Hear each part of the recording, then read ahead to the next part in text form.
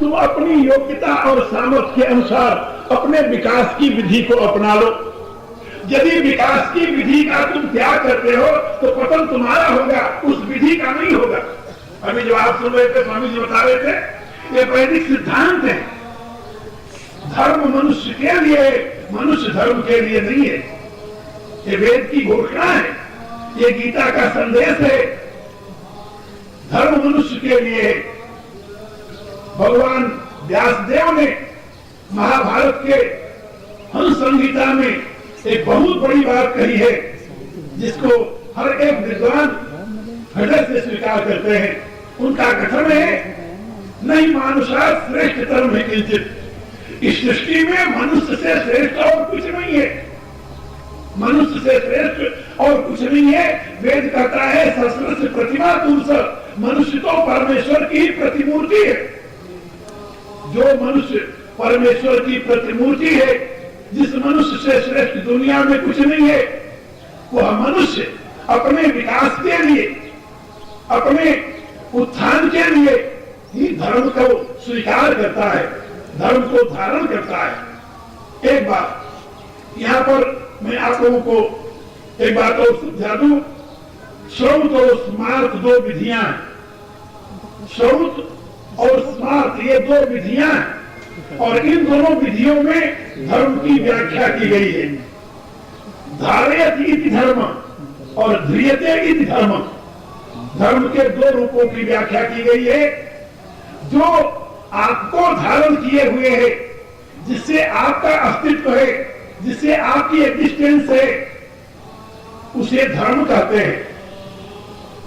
जो आपका सहज गुण है, सहज स्वभाव है, it means property is dharma. Everything has its own property, and that very property is called the dharma of that thing. ऐसे आप समझ, हर एक वस्तु की अपना एक वैशिष्ट है, उसका एक विशेष गुण है, और उस गुण को, उस पदार्थ का धर्म कहते हैं। धर्म की एक परिभाषा है, इसके अनुसार है जो वस्तु को धारण करता है वो धर्म है, और दूसरा जिसको आप धारण करते हैं वो धर्म है। धारयति इति धर्म, ध्रियते इति धर्म, धारयति इति धर्म। दुनिया में जितने प्राणी हैं, जितने पदार्थ हैं, उनके लिए धर्म का केवल एक रूप है। कौन सा? जो उनको धारण कर रहा है। लेकिन मनुष्य के लिए ऐसा नहीं है। मनुष्य के लिए धर्म के दो रूप हो जाते हैं, ध्रियते इति धर्म और धारयति इति धर्म। जो मनुष्य को धारण किए हुए है वो उसका धर्म है, और जिसको मनुष्य ने धारण किया है वो उसका धर्म है। आप कहेंगे इसमें दोनों में अंतर क्या हो गया? अंतर है, इसे समझिए। एक तो वह सहज तत्व जिसने आपको धारण कर रखा है, जैसे मनुष्यत्व का सहज गुण। अभी आप सुन रहे थे ना, यास्काचार्य का सूत्र है, मननात् मनुष्य, मनन करने की क्षमता, बुद्धि, ये आपका वैशिष्ट है, जो अन्य प्राणियों में नहीं मिलेगा। ये आपका धर्म है, इसने आपको धारण कर रखा है। आप इसको धारण नहीं किए।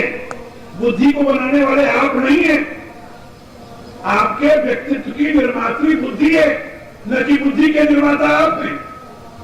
अगर सोचिए क्या है आपकी, आपके व्यक्तित्व की निर्मात्री बुद्धि है।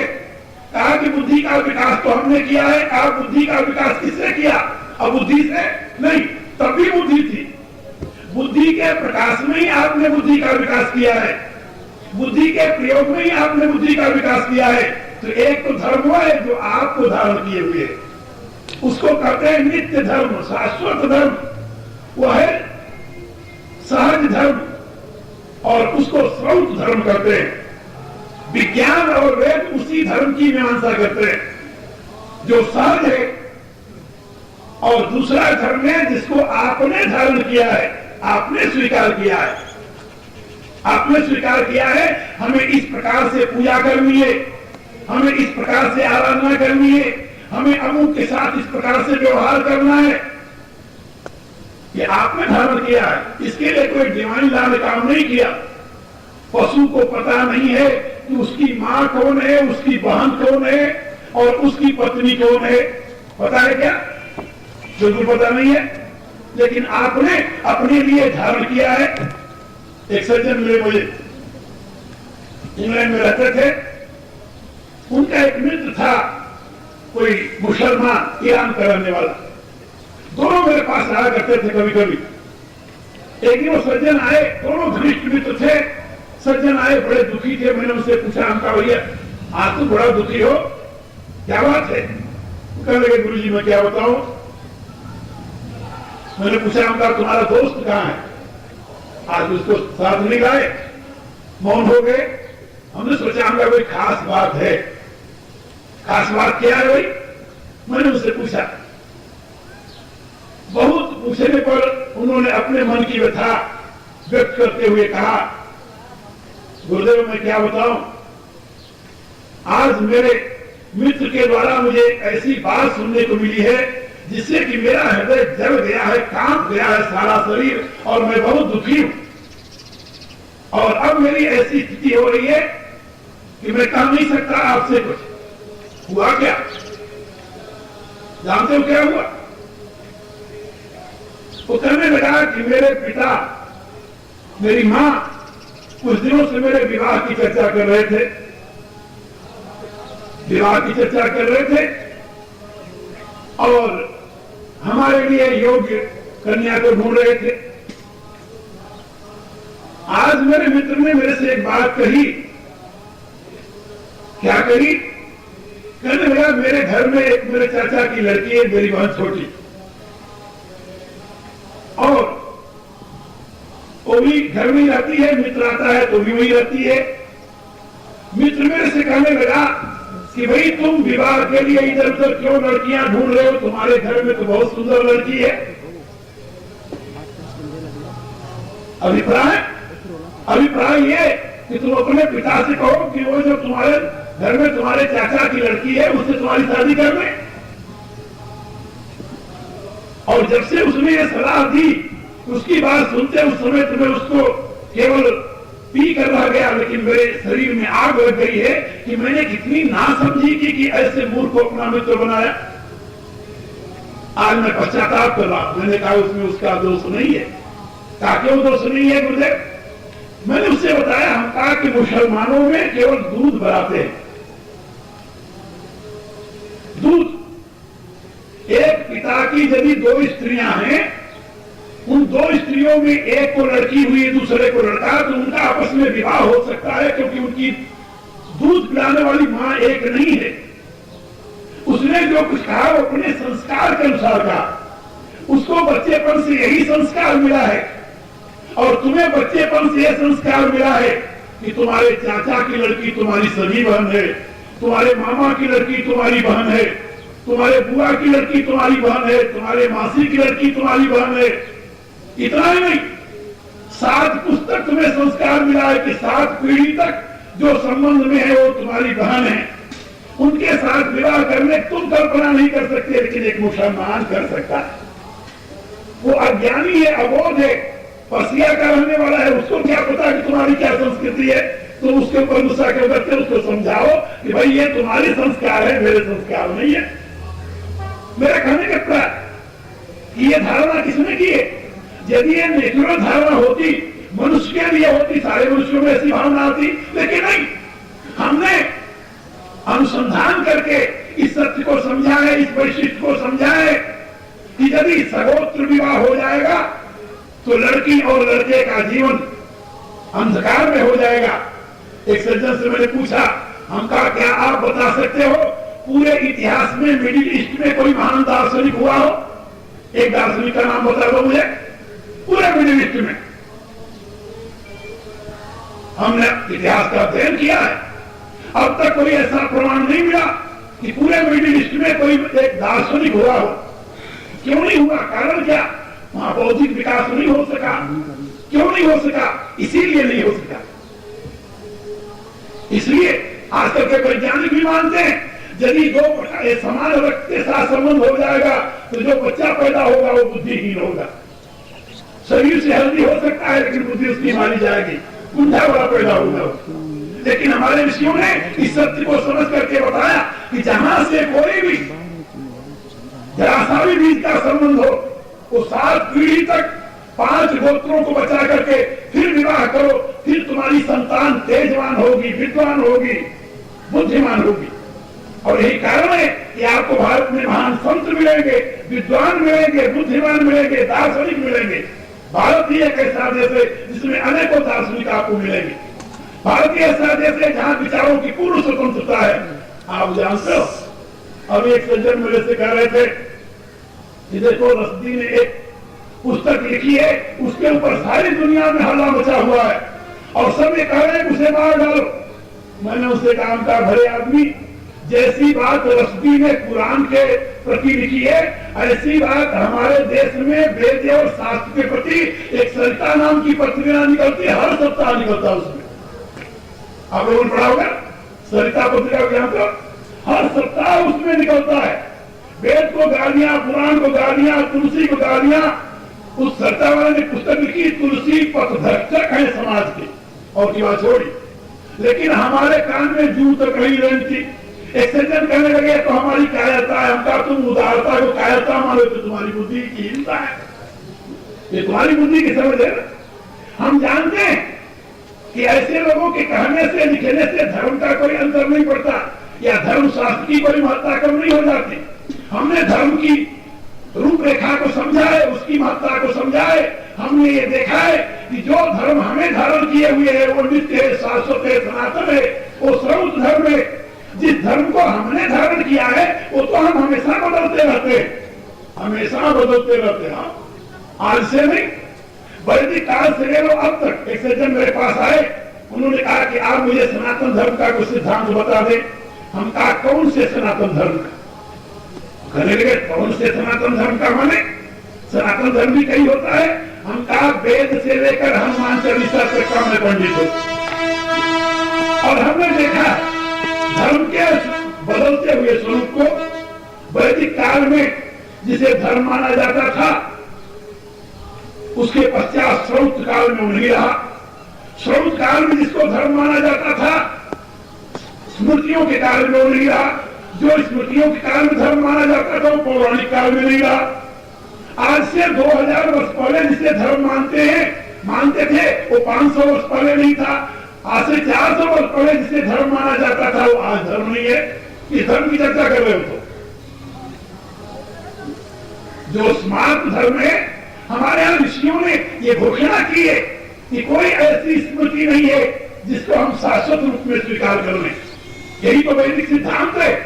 हम इसी की मीमांसा करते हैं कि कोई भी स्मृति सनातन नहीं हो सकती। हाँ, श्रुति सनातन तत्व का उपदेश देती है। श्रौत धर्म अपरिवर्तन धर्म है।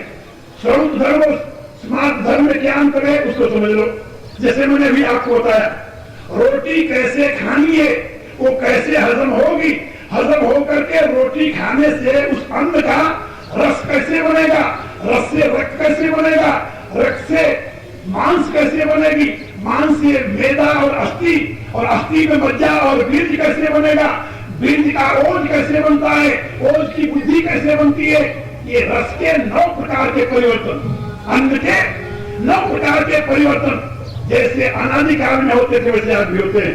उसमें कोई परिवर्तन नहीं हुआ है और न कोई परिवर्तन कर सकता है। ये नित्य तत्व है, सनातन तत्व है। ये श्रौत सिद्धांत देने वाले वैज्ञानिक तत्व है। आज तक की भाषा में कहिए वैज्ञानिक तत्व। प्राचीन भाषा में कहते थे श्रौत सत्य। श्रौत सत्य माने क्या होता है जानते हो? अनुभूत सत्य।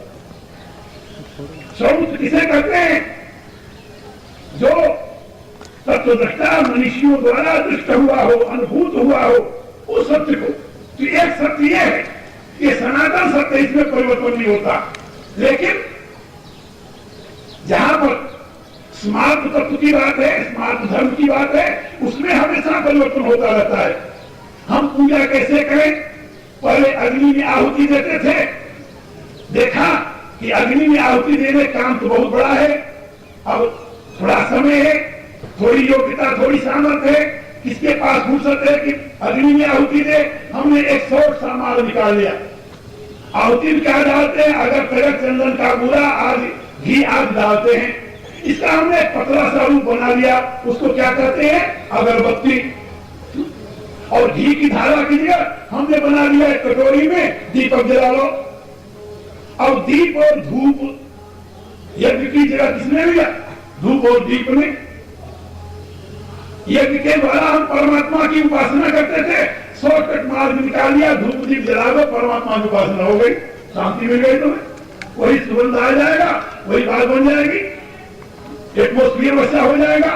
पहले वेद की ऋचाओं का पाठ करते थे, अब वेद की ऋचाएं पढ़ने की योग्यता नहीं रही, गुरु ग्रंथ साहब बोलकर पाठ कर रहे हैं, वो हमारी बोलचाल की भाषा में रामायण रख करके पाठ करें, ब्रह्म की कान उठाना हमारा पूरा हो गया। मेरा कहने का है कि धर्म का एक अंश हुआ है जो अपरिवर्तनशील है, जिसको कहते हैं जो हमें धारण किए हुए, वो धर्म है। धर्म का दूसरा रूप हुआ है जिसको हमने धारण किया है, जिसको हमने धारण किया है वो हमारे लिए है, वो हमारे लिए है, माने उसकी महिमा हमारे से अधिक नहीं है। अच्छा आप बताइए, लड़ाई किसके लिए होती है? किस धर्म के नाम पर युद्ध हो रहा है? किस धर्म को लोग पकड़े हुए हैं? जो हमें धारण किए हुए हैं या जिसको हम धारण करते हैं? क्या कहेंगे? जिसको हम धारण करते हैं। जो हमें धारण किया उसके लिए कभी लड़ाई नहीं हुई। एक बार मैं कश्मीर में था, वहां व्याख्यान देने गया। यूनिवर्सिटी के एक बड़े अच्छे प्रोफेसर थे जिन्होंने एक पुस्तक लिखी है इस्लाम के ऊपर। अभी उन्होंने पुस्तक लिखी है Jesus in Kashmir, dying in Kashmir, यानी जीसस क्राइस्ट कश्मीर में मरे। अच्छे विद्वान है, फिलोसफी के चर्चा करने लगे। उनसे मैंने कहा कि आप जानते हैं लड़ाई किसके लिए होती है? कहने लगे आप ऐसे विद्वान भारत में प्रचार करते हैं, जैसे आपके विचारों का आदर मैं भी करता हूं और भी लोग करते हैं, फिर भारत में ये संघर्ष क्यों होता है? मैंने उनसे कहा संघर्ष का मूल कारण है। क्या कारण है? आप कहते हैं ला इलाहा इल्लल्लाह, नहीं है कोई सिवाय अल्लाह के, अरबी में कहते हैं। हम कहते हैं संस्कृत में सर्वम खलु ब्रह्मांडे नानात् किंचन। कोई अंतर है? कोई अंतर नहीं है। शब्द का एक ही अर्थ है। आप अरबी में बोलते हैं, हम संस्कृत में बोलते हैं। फिर लड़ाई कहां खड़ी हो जाती है? लड़ाई खड़ी हो जाती है अगले फिक्रे से। फिक्रा दो है वहां, ला इलाहा इल्लल्लाह, यहां पर कोई लड़ाई नहीं है। लड़ाई शुरू होती है मोहम्मद रसूलुल्लाह। जहां मोहम्मद रसूलुल्लाह आया वही लड़ाई शुरू हो जाती है। ला इलाहा इल्लल्लाह में किसको झगड़ा है? सब परमात्मा सर्वत्र व्याप्त है, किसको झगड़ा है? परमात्मा ही सर्वरूप में, इसमें किसको झगड़ा है? झगड़ा कहां शुरू होती है? आप जब कहते हो मोहम्मद रसूलुल्लाह, इसका अभिप्राय अल्लाह का केवल एक रसूल है, एक पैगंबर है जिसका नाम है मोहम्मद। अल्लाह ने जो मैसेज दिया है वो केवल मोहम्मद के द्वारा दिया है, मोहम्मद रसूलुल्लाह। मोहम्मद साहब कहते हैं मैं अकेला रसूल नहीं हूं। कुरान में मैंने पढ़ा है, मोहम्मद साहब ने कहा मेरे से पहले 140 और रसूल हो चुके हैं। और आप कहते हो नहीं नहीं मोहम्मद रसूलुल्लाह, केवल अल्लाह का रसूल मोहम्मद है। और इसी रूप से हमारे क्रिश्चियन भाई कहते हैं कि परमात्मा केवल एकलौता बेटा है, कौन क्राइस्ट। हमारे यहूदी भाई कहते हैं परमात्मा के एक दूत है, केवल मौसेस। जहां पर व्यक्ति को आपने धर्म का माध्यम चुना, कहीं पर लड़ाई शुरू हो जाती है। हो सकता है मोहम्मद साहब के विचार आपके लिए अनुकूल हो, हमारे लिए ना हो। मोहम्मद साहब से ज्यादा समझदार, ज्यादा उन्नत महान योगी, महान ऋषि भारत के इस धराधाम पर अवतरित हुए हैं, जिन्होंने सूक्ष्म तत्वों से विज्ञान को देखा है, जिनकी वाणी को आज विज्ञान भी चैलेंज नहीं कर सकता। और जहां मोहम्मद की वाणी को विज्ञान ने चैलेंज किया, कहा आप तलवार उठाकर खड़े हो जाते हो लड़ने के लिए। बाइबिल कहती है जमीन चपटी है, और गैलीलियो कहता है कि नहीं जमीन चपटी नहीं है, जमीन गोली है। आप गैलीलियो को फांसी पर चढ़ा देते हो क्योंकि जमीन चपटी बाइबिल करे, इसलिए सत्य है। हम कहते हैं ये तो भूगोल है। भूगोल माने भूमिगोल। हमारे ऋषियों ने भी कहा भूगोल, हम भी कहते हैं भूगोल। और हमने कहा किसी भूगोल का अपभ्रंश हुआ है, यानी इसमें हिब्रू भाषा में, हिब्रू में क्या कहते हैं उसे जानते हो? भूगोल का हुआ उल्टा, गोल भू। तो बोलने के लिए संस्कृति ये व्यवस्था है, चाहे आप भूगोल को चाहे गोल भू को। अब गोल भू का बन गया गोल भू, अब भ का स्थान ले लिया ब, उच्चारण की भ जो है महाप्राण है, ब जो है अल्पप्राण है, तो ये बन गया गोल भू से गोल भू। अब गोल भू का सरल रूप हो गया ग्लोब। ग्लोब जानते हो? ग्लोब माने गोल भू, भूगोल, पृथ्वी राउंड है, उसको कहते हैं ग्लोब। ये ग्लोब संस्कृत का ही शब्द है, बिगड़ा हुआ, भाषा विज्ञान के विद्वान जानते हैं इसे। तो मैं आप लोगों को ये बता रहा था कि झगड़ा कहां होता है? स्मार्ट धर्म, जिसकी हमारे यहां कोई महत्ता नहीं है। हम जानते हैं जिस धर्म की प्रक्रिया को हमने स्वीकार किया है अपने विकास के लिए, वो हमेशा परिवर्तनशील है। जैसे अभी स्वामी जी बता रहे थे, वो बदलता रहता है, उसमें कोई नित्यता नहीं हो सकती। वो हम अपने देश काल परिस्थिति के अनुसार उसके लिए हम निर्णय लेते हैं, निश्चय करते हैं। देश काल परिस्थिति हमें क्या सिखाती है? हमारे यहाँ एक बड़ा सुंदर प्रश्न है, महाभारत में महात्मा नारद के पास एक सज्जन जाते हैं और उनसे पूछते हैं कि भगवान, अहिंसा परम धर्म है, ये वेद की घोषणा है, मां हिंसा सर्व भूतायां, किसी भी प्राणी की हिंसा मत करो, ये वेद घोषणा करता है। कहा तो फिर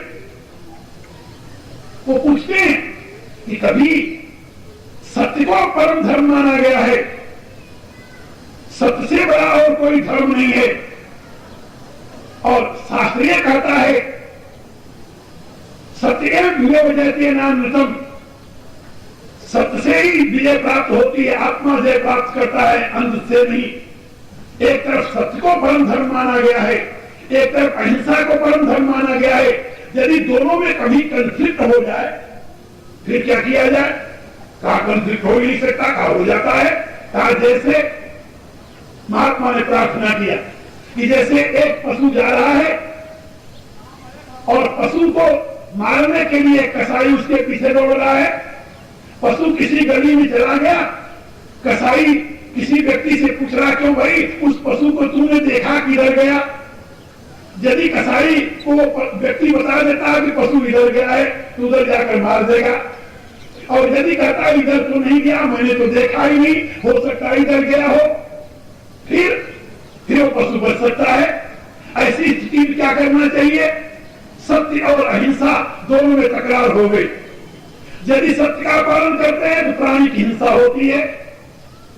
यदि बोलता है कि हमने देखा गाय इधर गई, वो कसाई जाएगा मार देगा। और जानते हैं आज भी कानून का ये नियम है कि जितना पाप मारने वाले को लगता है उतने उसे बताने वाले को भी लगता है, तो हिंसा हो जाएगी। और यदि हम हिंसा से बचना चाहते हैं तो हमें झूठ बोलना पड़ेगा कि भाई हमने तो देखा ही नहीं, या ये कर दो या ये कर दो, भाई वो तो इधर गई है। ये सत्य और अहिंसा में संघर्ष हुआ कि नहीं? बोले हो गया। फिर क्या करें ऐसी स्थिति में?